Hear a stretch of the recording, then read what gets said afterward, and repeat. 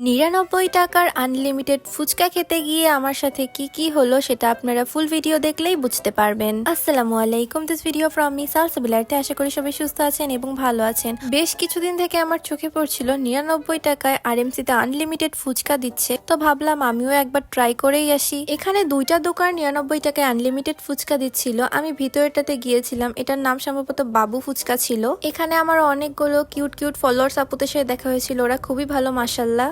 আর এখানে এত পরিমাণের গ্যাঞ্জাম ছিল কি আর বলবো, এখানে পা দেওয়ার পর্যন্ত জায়গা ছিল না। অনেকের কাছে শুনলাম তারা ফুচকা খাওয়ার জন্য 1 ঘন্টা থেকে দাঁড়িয়ে আছে। এবার আসি ফুচকার টেস্টে। এখানে এক ভাই ছিল যে আমাদের বসার ব্যবস্থা করে দিয়েছিল এবং ভাইটা খুবই ভালো ছিল। তবে প্রথমেই আমি এই টকটা দেখে খুবই হতাশ হয়েছি, প্রচুর পাতলা ছিল।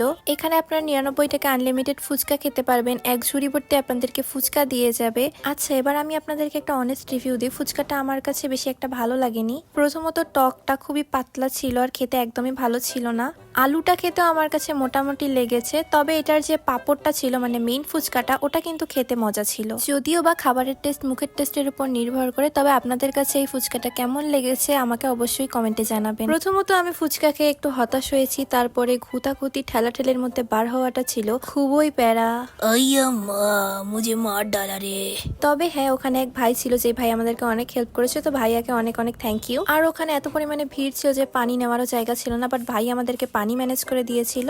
এবং এটাই ছিল আমার ৯৯ টাকায় আনলিমিটেড ফুচকা খাওয়ার এক্সপিরিয়েন্স। তো আজকের ভিডিও এ পর্যন্ত। সবাই ভালো থাকবেন, সুস্থ থাকবেন, আল্লাহ হাফেজ।